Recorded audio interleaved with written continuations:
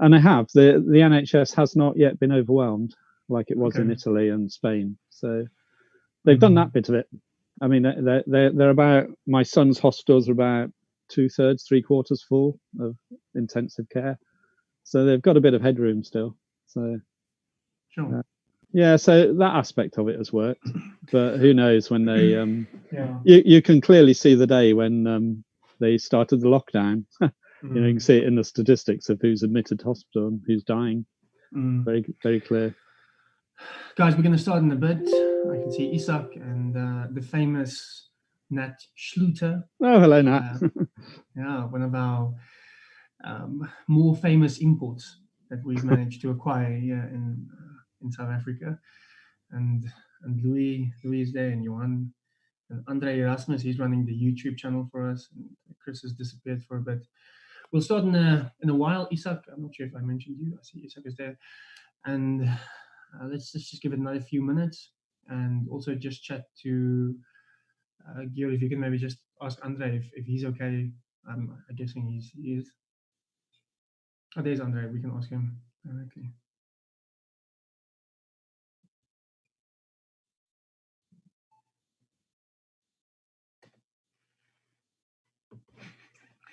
These weird background things, it's very silly. It's like giving adults toys.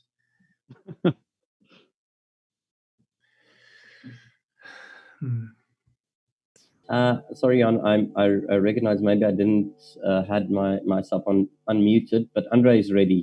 He's okay. So there's no problem with that. He's perfect. Good. So then I'm just quickly going to introduce Bob, and then we can have our talk. And Bob said he won't keep us for longer than 3 to 4 hours, and then we'll go into Q&A. So who is Bob White? Let me read you a very short version of his CV, because it's longer than the Old Testament if I do everything. But Professor Bob White is a professor of geophysics in the Department of Earth Sciences at Cambridge since 1989. As a matter of fact, you can just correct me. I think he's recently retired, as in the last few weeks. So perhaps I should say emeritus professor. You can correct me if I'm wrong, Bob. Yeah, my wife thinks I haven't retired. Oh, okay. But you are officially retired, right? Well, September 30th, the end of our academic year, strictly. Oh, so okay. not quite, almost. Oh, okay. Sorry for jumping the gun. And then he's the director of the Faraday Institute for Science and Religion, and he was elected a fellow of the Royal Society in '94 and a fellow of the American Geophysical Union in 2016. In 2018, he was awarded the gold medal of the Royal Astronomical Society, which is their highest award in the recognition of a lifetime achievement in research. He's also a fellow of the Geological Society, an elected member of the International Society for Science and Religion, and several other professional bodies. He serves on many of their committees. Since 1988, he has been a fellow of St. Edmund's College, Cambridge, prior to which he was a student and research fellow at Emmanuel College, Cambridge. He leads a research group investigating the Earth's dynamic crust, in particular the way in which enormous volumes of volcanic rock are produced when continents and oceans rift apart, and the movement of molten rock under active volcanoes. He is a bit of a volcano nerd, so any questions relating to that, he'll be more than happy to deal with it. He has organized many overseas fieldwork projects and supervised over 55 PhD students at Cambridge University. His work has taken him into the Atlantic, Indian, Pacific Oceans. He loves working, especially on volcanoes in Iceland, and his scientific work is published in over 350 papers and articles. That's an amazing CV, Bob. And then in terms of him relating his faith, his science and his faith, how they get together, he's been part of many publications, either co-authoring or running himself. He worked with Dennis Alexander, Beyond Belief, Science, Faith, and Ethical Challenges. I'm just picking and choosing here, but the reality is that it's a massive privilege for us to have you here, Bob. Bob recently visited us in South Africa, and we are very glad that he is he's still maintaining the connection. We haven't chased him away. Well, not chased him away. He hasn't rejected us yet, so thanks for that, Bob. And he's going to talk about this topic, COVID-19 pandemic, a Christian perspective. And he's going to just give us a his perspective on all of this. And I'm also happy to report that in the UK, we were a little bit worried about the technological abilities of them to even be part of this kind of conversation with us. But we're very happy to know that they've got Zoom and internet over there in the UK in Cambridge. So he can be part of us high-tech Africans this side of the world. So Bob, the floor is yours. Let me just say afterwards, sorry to interrupt myself and you, Bob, but afterwards you must just put up your hand and then we'll ask the question. So we're going to mute you just to get rid of the background noises, and then as soon as we are done, then you just put up your hand and we'll unmute you, and then Bob can interact with you guys after you talk. Bob, the floor is yours. Thank you, Johan. Of that huge list, actually, the only thing that will endure is the fact I'm a Christian, and I look forward to eternity with. Actually, I think there will be volcanoes there, but they won't hurt anybody, so I'm really looking forward to that. They'll just be great spectacles. And I've worked on earthquakes and volcanoes, so I'm interested in disasters. And of course, they do reach directly into the problem of why does a good God allow disasters, or why does he cause disasters? So it's sort of natural field for me to think about earthquakes, volcanoes, floods, famines, those sort of things. And COVID actually is exactly the same sort of thing, a disaster, except it really does affect all of us, as we know. Perhaps just a little bit of personal note. I'm not just speaking academically here today, because my son works in a big hospital in London. He runs stuff, and inevitably he got COVID fairly early on. He got it quite badly, but he didn't have to be hospitalized, so he was at home, and typically he kept working on a computer, so it took him longer to get better than it should have, and his whole family got it. So we have sort of that experience, but by remote access, really, because we're all locked down. My daughter is immunosuppressed, so she's having to live on her own, away from her husband, and we're shielding my 90-year-old mother-in-law. So I have some personal interest in this as well, I suppose, is what I want to say. I'm going to try sharing a PowerPoint, so I hope this works. It should do. I've done it before. So hopefully you can all see that, and you might have little pictures of yourselves in the corner. So this is the title, as you can see. I'm going to talk about Christian response to this pandemic. Not the first time the world's seen a pandemic, of course. They were much more common in the past, but I think they do challenge us now in a way they didn't before, because we kind of think we're in control of the world, and this really does bring us up short, doesn't it? And the only response we have really is just to isolate ourselves. It's not very sophisticated, is it?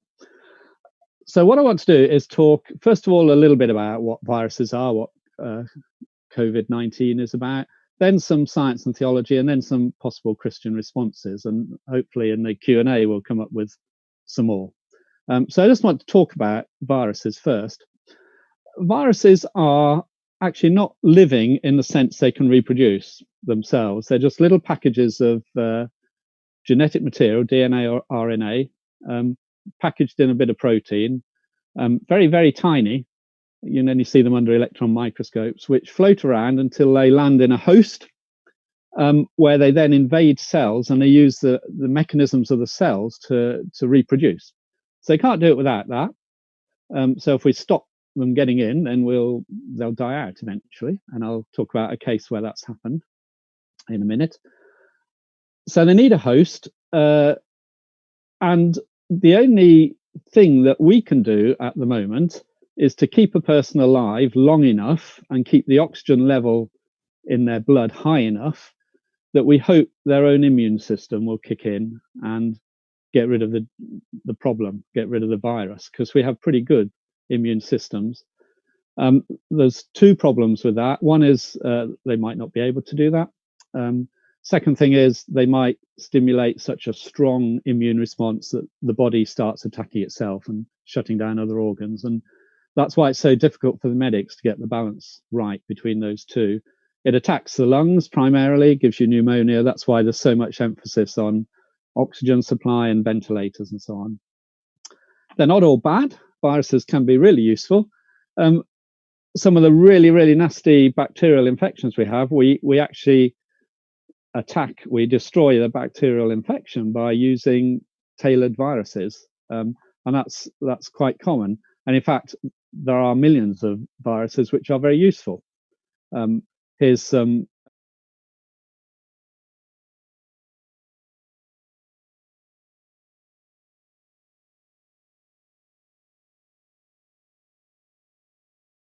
coronavirus we're struggling with now is probably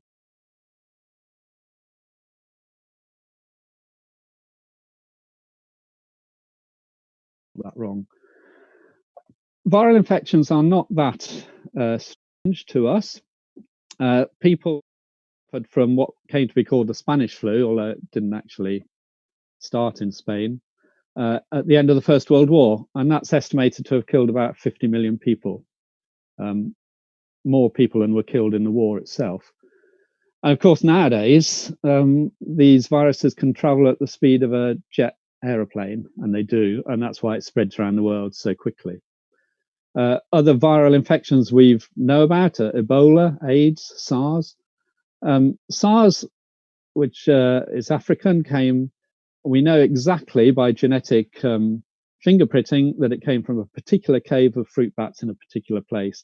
And in due course, we'll work out where the Covid-19 has come from.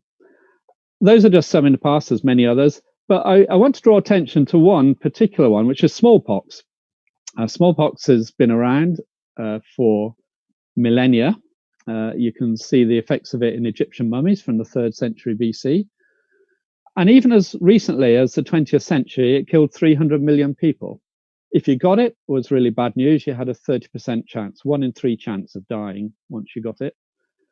And the amazing success story is that it's been eradicated by vaccination. A vaccine was developed. A vaccine is something which attacks which allows your own body to generate immune response to whatever it is, smallpox virus in this case. And it's dead in itself, but it stimulates your body to do it. And there was a global effort to vaccinate people. And once you've vaccinated enough people, then it dies out naturally, because as I said, the virus can't live on its own. It has to be in a host. So if you prevent it spreading between hosts, then it dies away. And there is not a single case of smallpox in the world now. So that is the success story. And that's sort of the great hope for this virus. But it takes a long time to make a vaccine, and we haven't got one yet. If you can see that picture, that's somebody who had smallpox. It was a very, very horrible and nasty disease. So what do we know about COVID? We're pretty certain it jumped from wild animals. 95% of its DNA is the same as fruit bats. So probably it came from fruit bats, although it may have come via an intermediate host. We know, as you'll see in a graph shortly, that it mostly kills older people and those that already have other health issues. Once you're over 70, 80, the likelihood of dying if you catch it is very high. It doesn't affect very young people, it seems. A few do, but not very many. We don't have a vaccine yet. And as I said, the only thing we can do now at the moment is either to keep people apart so that we don't pass it on, or if you do get it, to keep people alive by pumping oxygen into their blood system one way or another, in the hope that they will be able to generate their own immune response, which some do and some don't. This is the data from Spain, just to show you how lethal it is if you're old. The vertical scales are the age of people when they got it down the left-hand side here, going from 0 to 9 up to over 90. And you see all the deaths here, the majority of the deaths here, are people over 70, 80, 90. It goes up hugely, although people younger than that catch it too. One of the worries is that it seems that you can have it and your body protects you from it, so you don't have symptoms, but you can still spread it to others. That's one of the reasons they worry about it spreading around and why they're so firm on lockdown. Probably it came from fruit bats, as SARS did. And it's quite likely it came through a thing called a pangolin, which I've never seen, but they look pretty ugly, don't they? And one of the problems is that people are now living in close proximity and often eating wild animals in a way they never did before. And some people have said, well, this is a human problem, that we've caused it, really. It's likely, though we don't know for sure yet, that it was jumped from the wild animals into humans in what they call wet markets in Wuhan in China.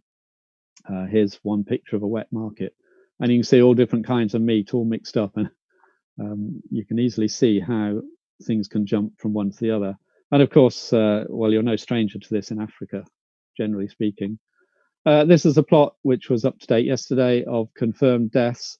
The United Kingdom here, I don't know if you can see this, my pointer's going, is climbing steadily. We think we may be at the peak of infections, so maybe it will carry on, but it's over 20,000 people have died now, which is a lot. United States over 40,000. It's reckoned that probably something like 50, I can't make it move on. Let me see if I can make it move on to the next slide. Here we go. So it's likely that something like 500,000 people have it in England, although at the moment we're not testing very much, so we're not so sure. Okay, so that's what it's about. And really, we're just trying to weather this interval until we can get a vaccine or a treatment, an antiviral treatment that will help protect us from it. And as I say, it certainly makes you sit up and think when something like this attacks us, and we attacks humankind, and we really can't do anything about it except try and look after people and keep them alive. So reactions to pandemics, this are just a few that I've seen around me, really. Fear, of course, you can't see this thing, and it can make you very ill and you can die from it. Panic was seen in Britain, I think maybe in South Africa a bit too, with people, I mean, ludicrous things. But just before the lockdown was announced, people were rushing around supermarkets and you couldn't buy toilet rolls anywhere because people were stocking up on toilet rolls. But worse panic than that as well, of course. Where I'm afraid the very worst of human nature becomes very apparent. Later on, we'll see the very best of human nature as well. But that sort of thing is the worst of human nature. I'm afraid corruption plays its part. People profiting from the chaos, from the top, from very highest levels down to very lowest levels, I'm afraid. And that is something that is common to disasters. It's not unique to COVID. Blame and denial, immediately people try to blame someone or something else.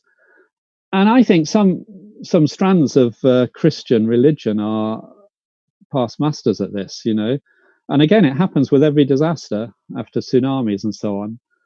You'll find some preachers standing up and saying, this is because of, and then they say whatever their favorite hate is, homosexuality, loose living, Muslims in the country, whatever. They find somebody else to blame. And of that, of course, is ludicrous. The other aspect is denial. And I think we might even be seeing a bit of that in President of the United States and some of the followers of the President of the United States who are busy going out on the streets to protest about being kept at home, when of course they're being kept at home for their own good. So denial is not uncommon. You also find some denial amongst religious groups because they say, trust in Jesus and you'll be safe. Well, I don't see that anywhere in the Bible. Trust in Jesus and you'll be safe for eternity, that's for sure. Trust in Jesus and you won't have any hard knocks, and that's not true. But the best reactions to are altruism and compassion. We've seen that in spades in Britain, that's for sure. The self-giving of health service staff going in day after day, although they know it's risky, haven't got proper protection in some cases. One of the things that happens in Britain is every Thursday night at 8 o'clock, everybody goes out in the street and claps and cheers for the NHS staff and the other workers actually in supermarkets and cleaners and rubbish collectors and all those sort of things. Okay, so that's some of the natural reactions to it. I just want to talk a tiny bit about theology and science, and then about some possible Christian responses we might have. And I feel really strongly, I often say this, that I think it's a sign of God's goodness to us that He's made a world that is understandable by science and can be used for the common good. We see that time after time. People's lives are being saved now. We haven't seen 50 million deaths like we did in the Spanish flu, because we have technology, we have medicine, we understand things better. Not as well as we need to, but better than we used to. And I think that's a sign of God's goodness, that He's made a consistent world, and the advances of medicine are part of that. The fact we've eradicated smallpox, which was such a desperately horrible disease, I think is a sign of His common grace to us. And that was certainly the case when the Royal Society, which was founded in 1660s, really the start of science as an organised endeavour. And the charter of the Royal Society from King Charles II, which is, you can still go and look at it, although it's in Latin, so I couldn't read it. But what he said was the Society's studies are to be applied to further promoting by the authority of experiments. So this is the first time people started doing experiments instead of just taking somebody else's word for it. And the sciences of natural things, that's what we call science, and of useful arts, same thing, to the glory of God the Creator and the advantage of the human race. So there's a twofold reason for it, he said. One is to glorify God by using His creation for the good of humankind. And secondly is to do just that, to serve humankind through it. And I think that's a great thing. Most of the people, in fact, who founded the Royal Society were Christians, real believers. And it's still the case today, many Christians who are believers. And the whole sort of notion that people have unthinkingly that science and faith are opposed would be unthinkable to the people that started science off. And it's a fairly recent sort of idea, really. Augustine said in the 4th century, nature is what God does. You know, if you look at nature, if you're being a scientist, you'll look at God's creation. That's what he is saying. And Francis Bacon in the 16th century said much the same thing. God must first be known from nature by doing experiments, and afterwards recognized from doctrine, which he means looking at the Bible, Scripture. If you want to know what God is like, he has to tell us, otherwise we just invent him in our own image, don't we? From nature by his works, that's nature around us, and from doctrine, that's the Bible by his revealed words. And of course, God says he has, to some extent, we can see his nature from the world around us, how consistent, orderly it is, but also by the way he's dealt with people through the ages, which is recorded in the Bible, and supremely through Jesus. Jesus said, if you want to know what God is like, look at me, he said, which was pretty straightforward. Now, interestingly, I just picked this up because it's relevant to COVID. A few years ago, it was the 350th anniversary of the Royal Society. So they published 10 stamps, and they chose one person from every 35-year period through that time. And for the 18th century, they chose Edward Jenner, who, of course, was the person who first thought of vaccinations, first saw that it could protect you from a virus. He was a Christian as well. He was president of the Royal Society at one time, and this is what he wrote: the whole creation is the work of God's hands. It can't manage itself. Man cannot manage it, therefore God is the manager. Well, we could debate that saying, but there's no doubt he was a Christian. And this was a cartoon from Punch, which was published about the time. But what Jenner did, he worked actually in Gloucestershire, not far from where I grew up. He was a doctor, a local GP. And he noticed that the women and girls who were milking the cows never got smallpox. And he realized he did an experiment which you wouldn't be allowed to do today. He took a child and he infected her with smallpox. And then I think it was smallpox. Now I'm thinking it might be something else, but I'm pretty sure it was smallpox. And then he put some cow stuff from the cow on for that child, and she was cured. Of course, the ethics committee wouldn't let you do that today. But thereafter, first of all, the first thing they did was to use serums from cows to inoculate people. And this cartoon, of course, is people turning into cows, cows' feet and cows' head and so on. So Edward Jenner really was the one that did that. The other good thing about science is that it's transnational. Wherever you are in the world, it works the same. You know, science doesn't work differently in different places. And I think one of the striking things about the genome of COVID-19 was that the Chinese, of course, had the problem first. They worked out what the genome was and they shared it with the international community within weeks. Not something a commercial company would do, but this was done because science is transnational. And that was a huge step forward because it gave people a head start to start thinking about vaccines. There's 70 laboratories around the world working on a vaccine now. They're going to start testing one in Britain next week. Who knows whether it will work. They're helped somewhat by the fact that this particular virus doesn't seem to mutate very fast.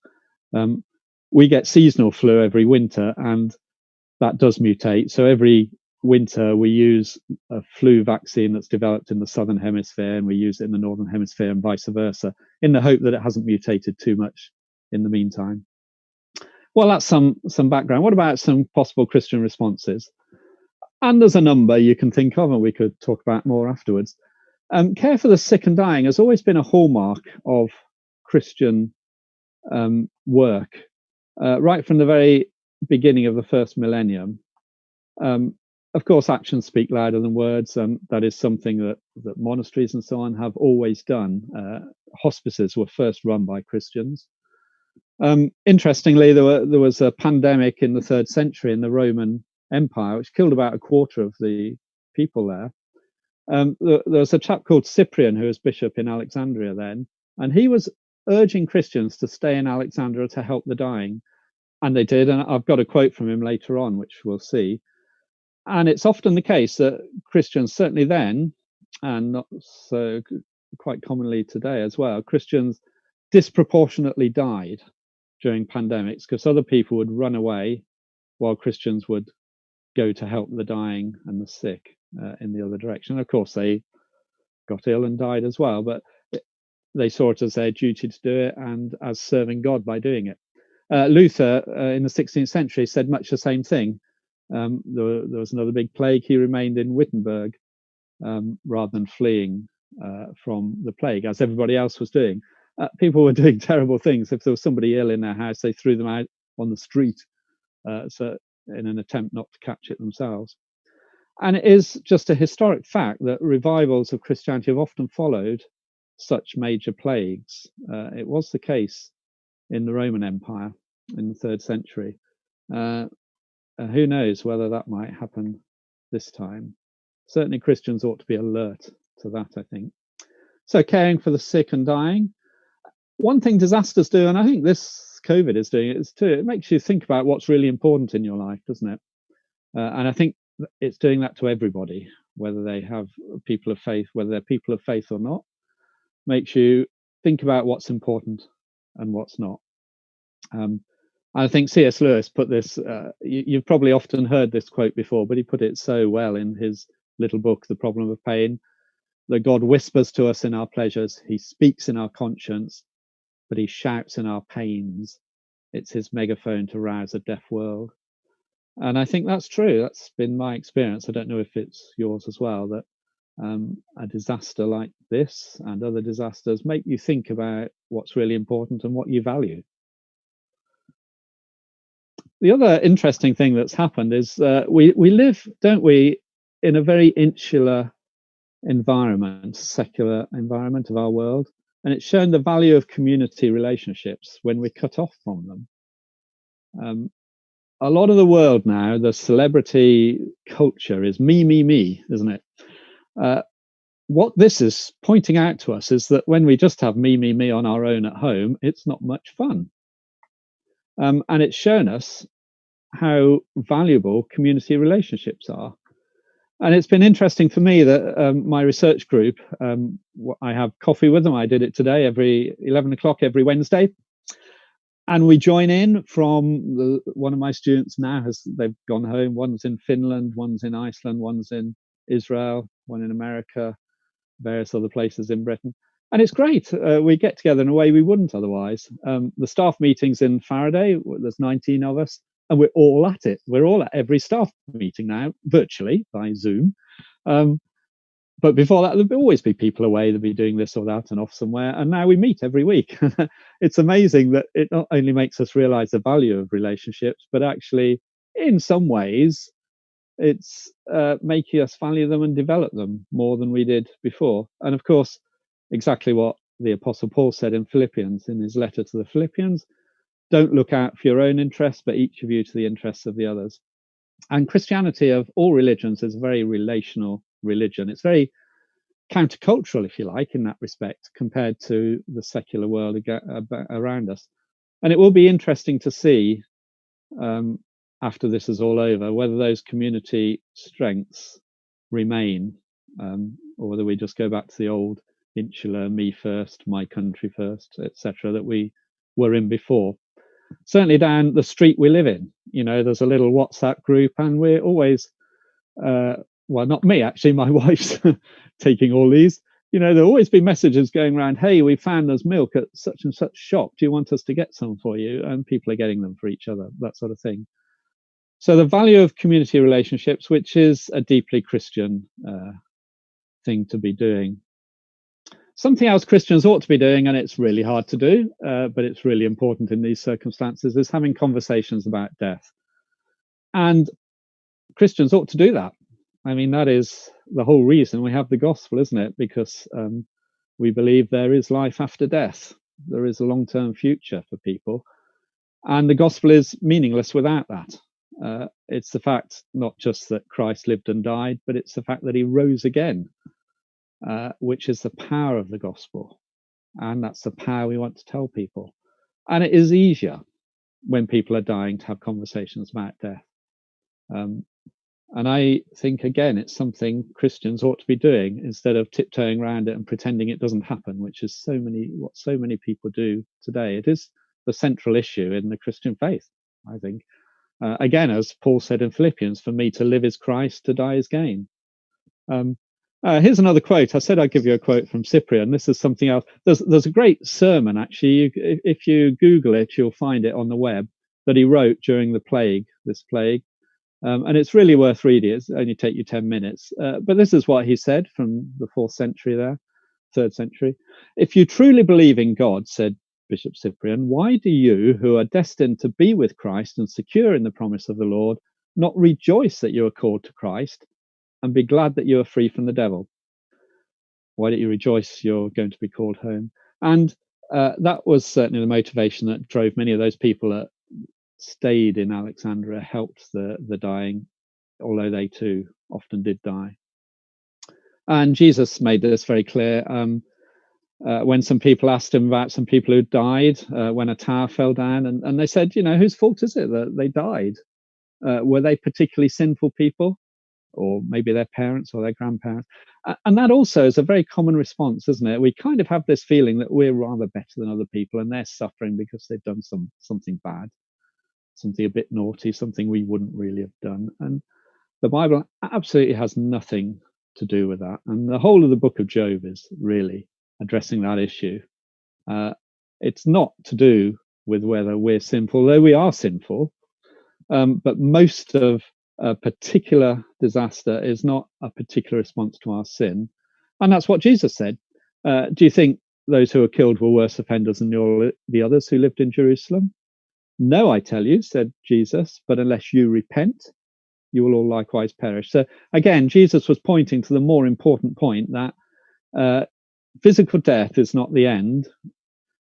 Well, it's not the end if you've repented and gone back into a relationship with God, which is what Christ made possible by turning away from your selfishness, which is another word for sinfulness, and turning back to God, to that relationship that he had with Adam and Eve in the garden before people rebelled against him and went their own way. So Jesus was certainly making it clear that that was the most important thing, and that's something that is we can say about death as we face death. So as I draw towards the end, let me just say a couple of other things. One of the things that is very clear from this virus is that we live in a fractured world. We live in a world which is not the way God meant it to be. And the reason it's not the way God meant it to be is because of human sinfulness, because of human greed, human selfishness. And actually, COVID is exposing that very starkly. It's exposing the inequities and injustices of some of our current practices, all the way from financial practices down to individual, fighting in the supermarket to get the last toilet roll or whatever it is. But on a big scale, it is certainly exposing the inequities, because although it affects anyone and everyone, it's always the poor and the disadvantaged who suffer most. And excuse me, that is certainly the case with COVID. You just look at the lines of people who have no food, even in Britain, but in other places too. And the people who are better off are probably in their nice houses behind walls with gardens. The people who are squashed together and can't do that are the people who are going to suffer most and have fewest resources to weather it if they're thrown out of a job, for example. And that is just a very consistent fact of disasters. And I think I know you're all very aware of that in the Dialogue Church. As I said several times, the biblical perspective is that disasters occur because humankind has failed to care for and to rule properly the creation that God made, the very good creation. So the creation itself hasn't changed, as far as I can tell, but humankind's interaction with it has. And, it might even be human responsibility that the virus jumped from animals where it was in equilibrium with the animals. It was working okay. It was probably helping them maybe fight bacteria or something, into humans. So I want to finish not on a miserable note, but on a hopeful note, because if the Christian faith is anything, it's one of hope. And I think that's also a very important message that we need to hold out for people. As Paul said, I consider that our present sufferings are not worth comparing with the glory that will be revealed in us. And he's talking about when Christ comes back. The creation is waiting in eager expectation for the children of God to be revealed. And we know that the whole creation has been groaning, as in the pains of childbirth, right up to the present time. And I'm sure, the groaning from COVID is part of that. It's not the way God meant it to be. And we should be longing for the return of Christ, and when things will be put right, and there will be a new heaven and a new earth, that Christ will come back and dwell with us here. And there will be no more death or mourning or crying or pain, for the old order of things has passed away. And then he who was seated on the throne, God himself, said, I'm making everything new. Not all new things, but he's going to make the world the way it's always was meant to be, with humans in it. And that again is a great thing, isn't it, to hold out for the future, to talk to our friends about. That, terrible as it is, this COVID is not the end of things. There is more beyond it. And if it does anything else, COVID, I think, might make us think about some of these more important issues. Okay, those were just my thoughts in the midst of this. I've been sitting at home, of course, so as many of us have, able to think about it. So I'm going to stop there and hand it over to Johan, I think, who will take questions. Whoops. So over to you again. Cool. Can you guys hear me? I can. Good. Well, that's important, Bob. If you have a question, then you can just chat. We're not a lot of people on Zoom. I think we've got a few more people on YouTube, and Andre will just relate the questions from YouTube and share it in our chat here. So in the meantime, what we have is a question that says, Bob looks very good on camera. What is your secret? And then Nat says, thank you very much. Had to go. He'll catch up on YouTube. Maybe a question from my side, Bob, and the rest of you guys can just either unmute yourself and ask the question, or you can just throw it into this chat group of ours. Maybe something that I'm curious about is a time frame. This is not necessarily theologically thinking about this, but you're a scientist. Although this has got nothing to do with your field, I guess, but I'm just gonna pretend like you're a scientist of everything. What sort of time frame are we looking at? Do you think it is optimistic to think 2020 will reopen as normal anywhere in the world? Well, I hope we don't return to normal, actually. I hope we have a new normal. That's one thing. People I know who vaccines usually take about 10 years to develop. They're working so hard on it now.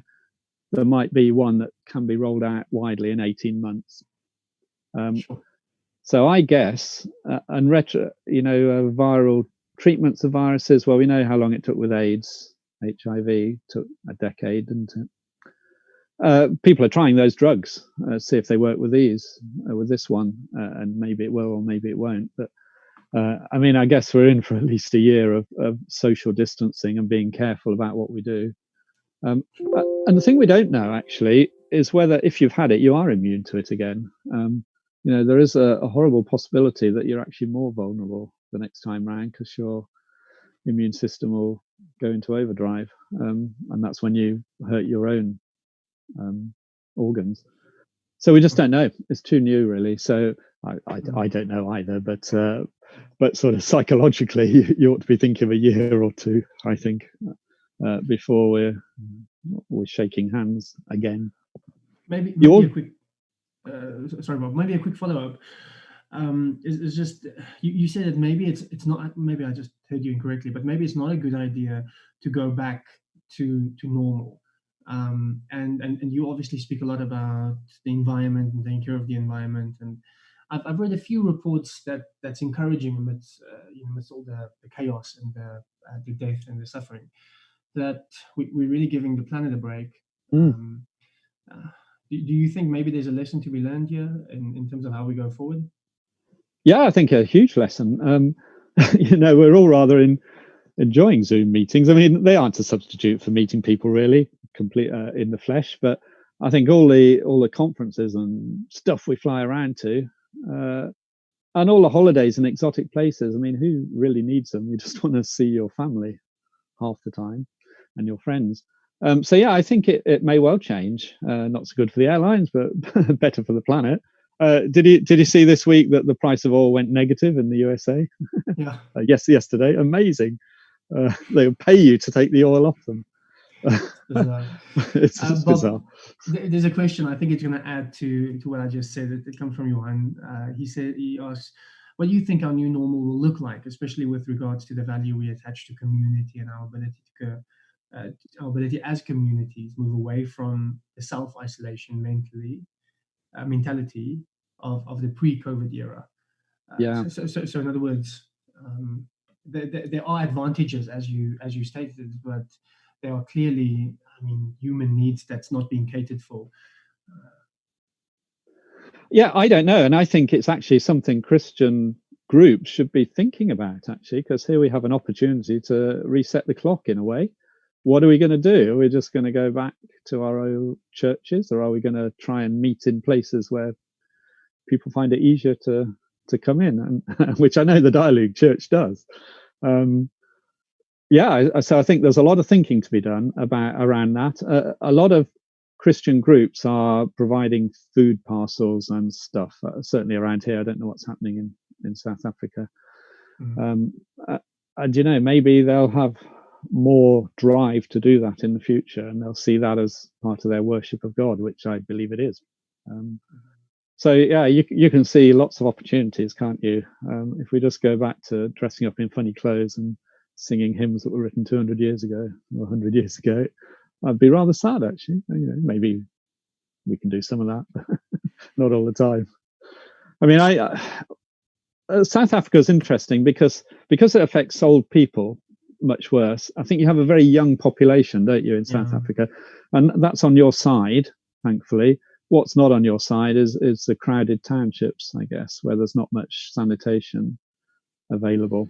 I mean, that's the scary side of it, isn't it? Yeah, so many hospitals. Yeah, we thought about it today. Actually, we spoke about it today that many of the places that we visit on a disaster relief basis, they share a well between 50 families. I can't imagine that's good for to keep a virus at bay. Any questions from the other guys? I see we have the famous economist Piet Hein here. Louis is there as well. If you guys have any questions, just unmute yourself and you can ask it. And otherwise, also the YouTube guys, please ask a question and then we can just post it on the Zoom group chat. Maybe whilst you guys are thinking, Bob, we unfortunately, we've heard many conspiracy theories, especially being peddled by the church. As a matter of fact, I read of a poll that said that Christians are more likely to share fake news than non-Christians at the moment. And I'm not sure if this came your way. I mean, you should be grateful if it didn't. But we've got a lot of guys having these elaborate conspiracy theories. Obviously, the end times is part of it, but 5G being part of the package and the Antichrist going to come with it. And I don't think it's helping the Christian witness at this stage if this is the way that we are dealing with this. So I'm not sure if you've got if you have a response to that. Well, they've been burning 5G towers in England as well. It's crazy, isn't it? It's just, really? Yeah. Oh my. It's just stupid. The thought I have is, we are in end times. We've been in end times since about 33 AD, haven't we? Yeah. Since Christ died. And in a way, disasters are good. They remind us of what's gone wrong, don't they?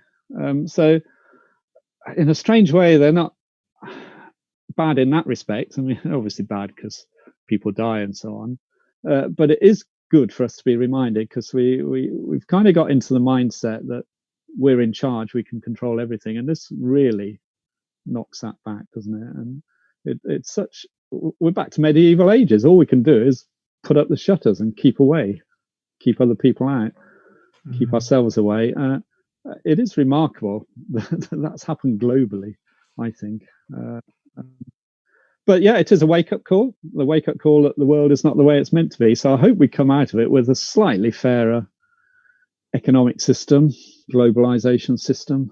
I hope we think about the poor a bit better. One of the striking things in England is that the people that are keeping us alive are the lowest paid people, the people we sort of look down on. It's the nurses and the shop workers and the cleaners and the stackers and the refuse collectors. These are the people that are keeping us alive. Sure. So if I can respond to that, I mean, it's frustrating for me to also observe just how, I think, eager many Christian circles are to adopt outlandish ideas. But if I could say, one legitimate reason perhaps for why that is happening is, I mean, I do have the burning question, what does God think of all this? Right now, I don't think one is going to decide that simply. I think you've given a lot of very helpful references that I think are legitimate, but one does kind of think, what does God think right now? What is he doing right now? And I think perhaps that's probably a burning question for many Christians. And then many Christians are perhaps keen to see a grander narrative that's really behind this, because something this grand obviously it's not like God would be surprised by it. And so that's also a question I have, although I think I'm just more hesitant to jump to conclusions. I have to say it's just so strange how it's hard to be decisive right now. It's almost as though unless you are someone who's who's a doctor or a nurse or who can actually work with patients, you can really just from a distance wait and see what's going to happen. I mean, I saw today, news out of Britain as well was that if you look at the monthly or the weekly deaths and you compare it to previous years' averages, then the effect of COVID is probably much worse than the figures actually show. Which, again, it's just another one of those little pieces of data where once you hear it, you just think, okay, well, maybe we need to be hesitant for even longer, because if we just any kind of restarting of the economy may well be a fatal sort of false start. And so that's just an observation or two. Yeah, thank you so much. Yeah. Many people die of normal flu that we don't even blink an eyelid at. In 2014, 14,000 people died in England, above the norm, just what you're saying, above what was the normal average for winter. 14,000 people, mainly old people, died of flu. Just the regular common or garden. Oh, we've got a flu again.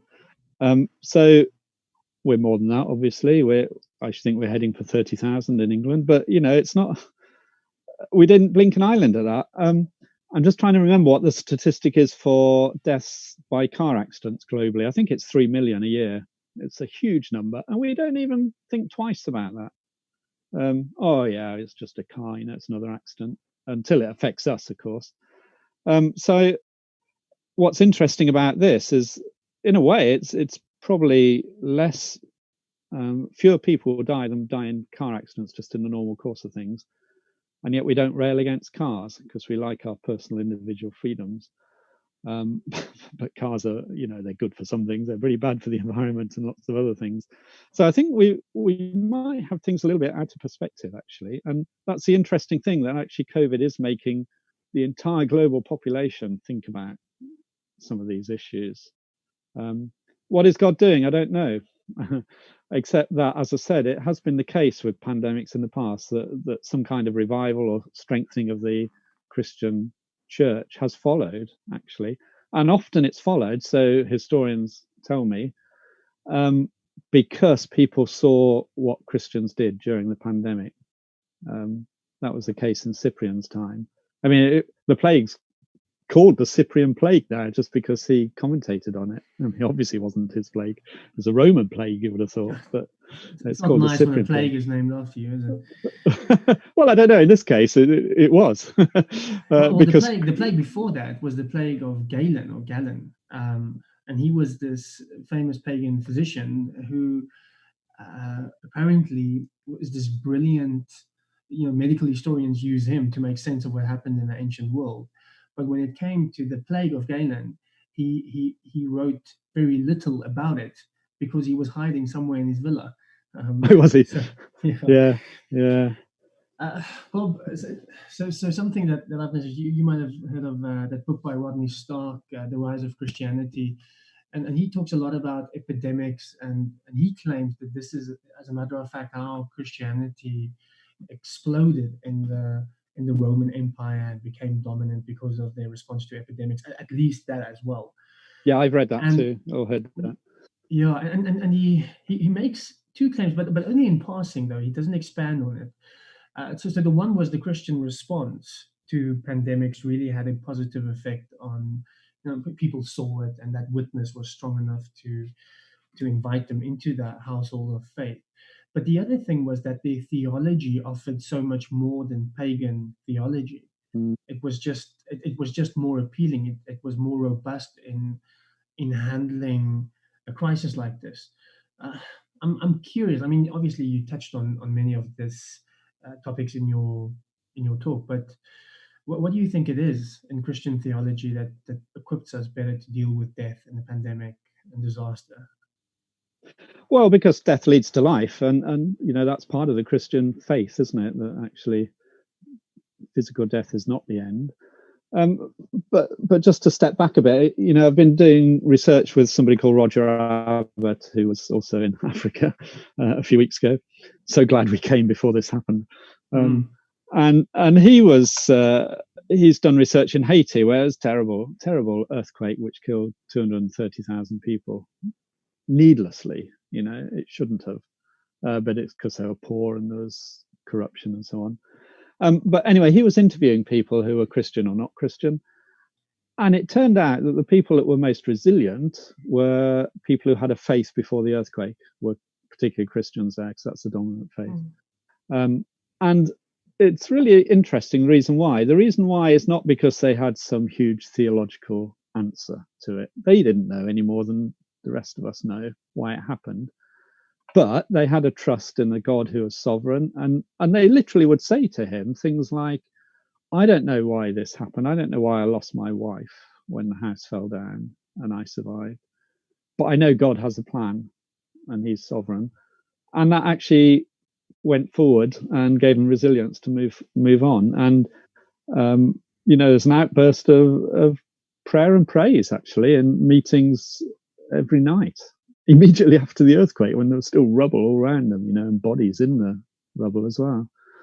So I think part of the answer is just that faith in God gives you that belief that he is sovereign and there is a reason for it, even if you don't know what it is. And that's what Job found out in the book of Job, really, that he said, you're God, you can do all things, and I'll trust you. So I think that's the that's the best response I can give, really. I don't think any theological arguments or any theodicy argument. I'm very wary of theodicy, actually, where we try to explain why God does this or that. Well, who are we to say?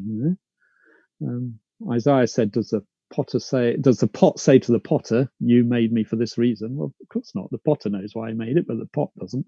So we're in that position. We're the created creatures. We're not God. So I think that's all I can offer. It's not very sophisticated. I don't have much faith in theodicy, actually. Interesting. Have you? Can you maybe recommend a book? I have a. Oh, thanks, Pete. Go for it. Sorry. No, go for it. Sorry. Oh, okay.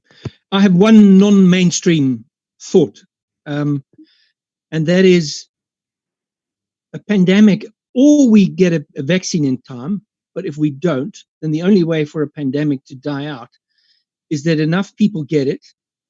They get immunity.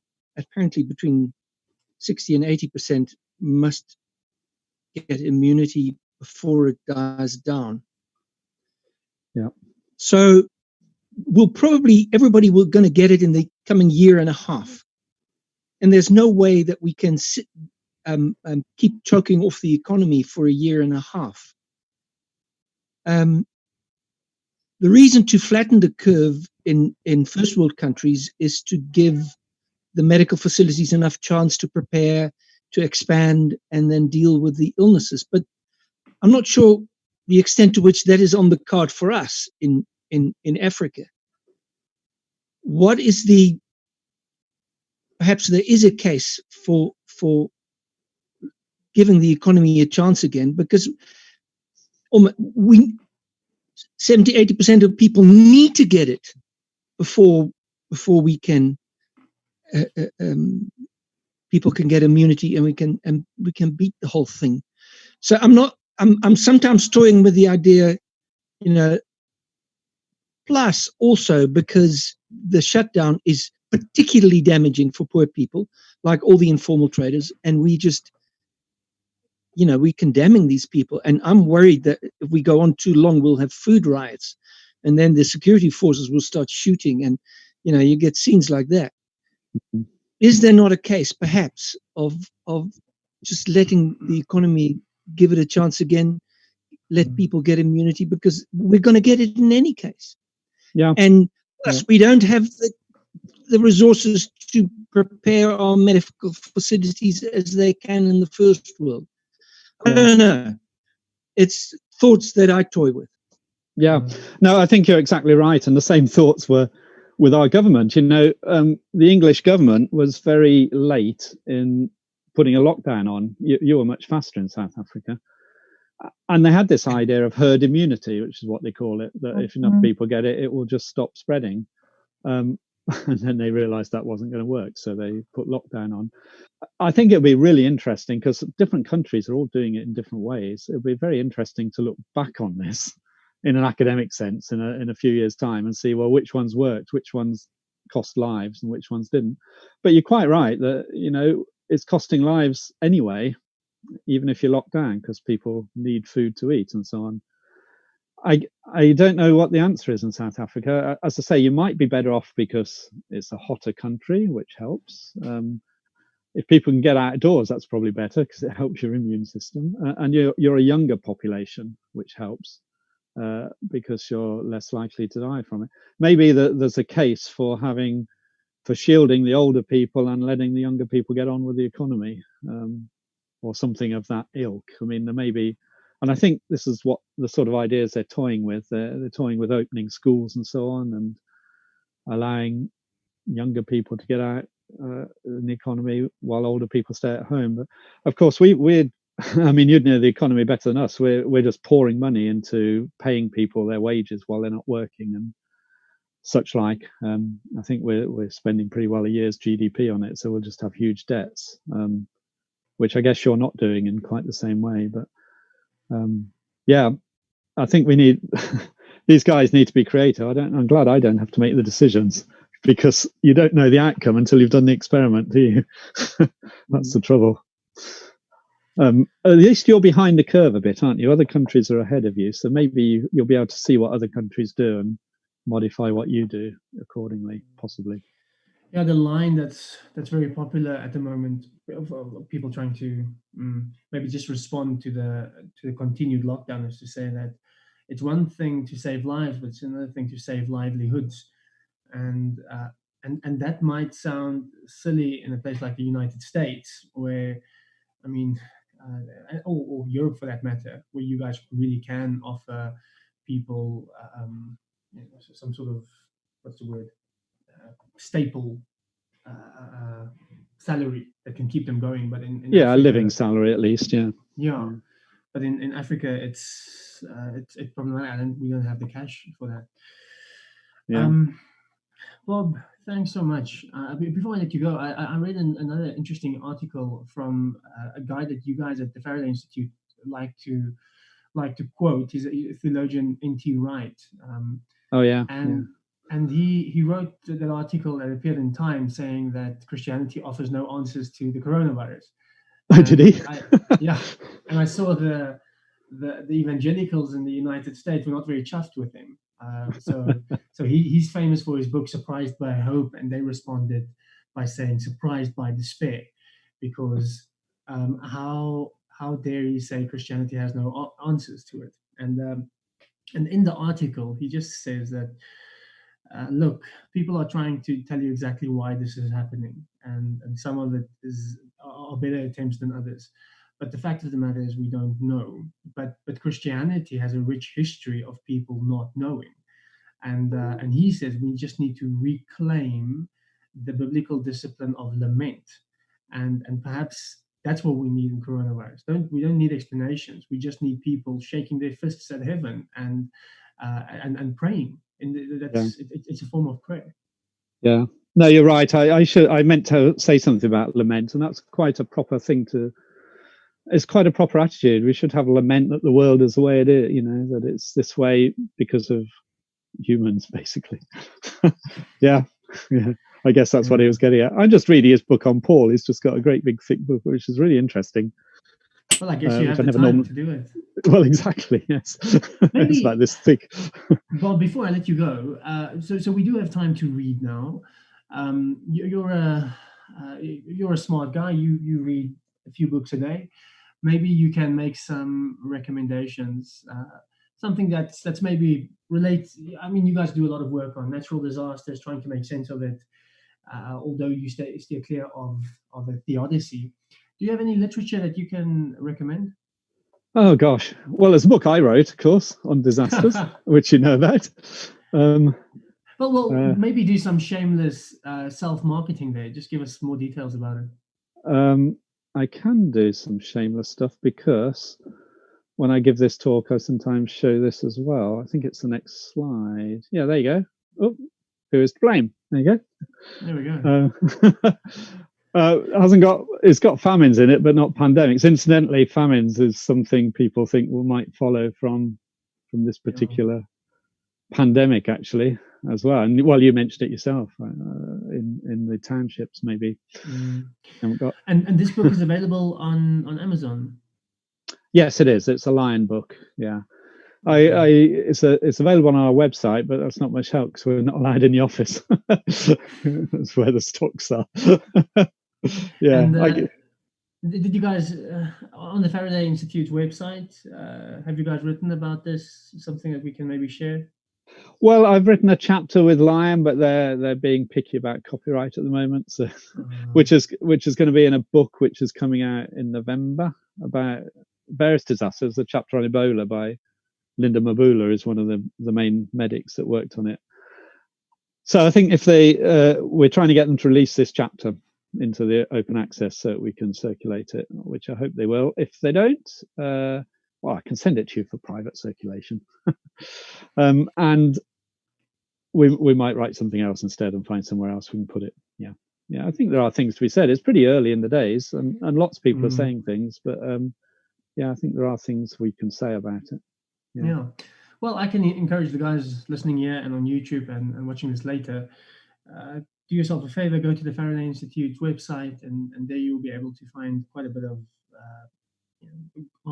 articles and talks, etc., trying to make sense of not necessarily COVID-19, although maybe soon there will be something on that, but trying to make sense of natural disasters and God. So it's a very good resource.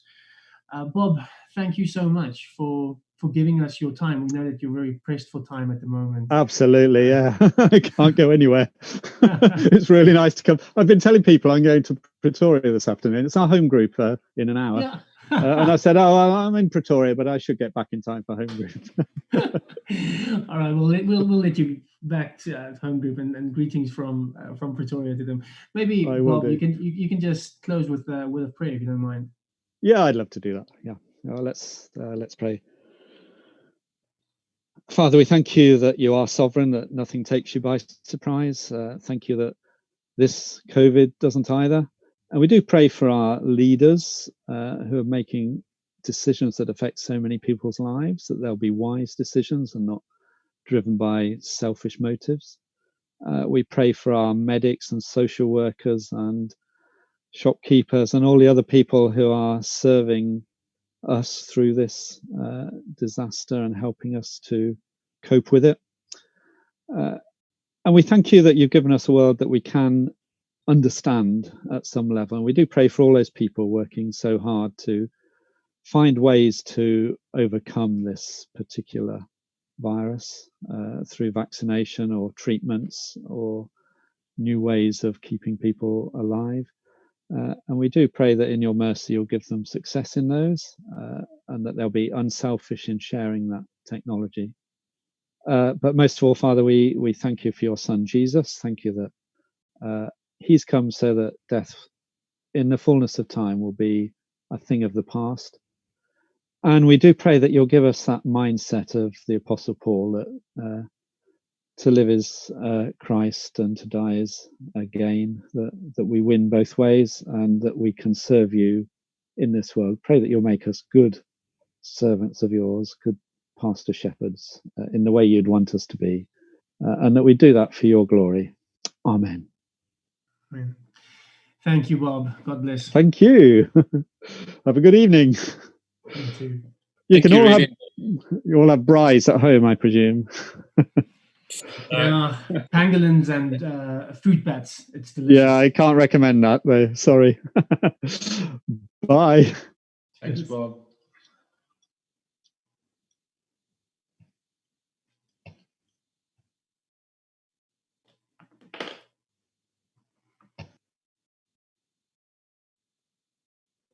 Dankie, Guillaume. Is gemute. Is gemute. Mute. Ons het so 7 beurs gehad op Facebook, op YouTube. Dit het vir 'n oomblik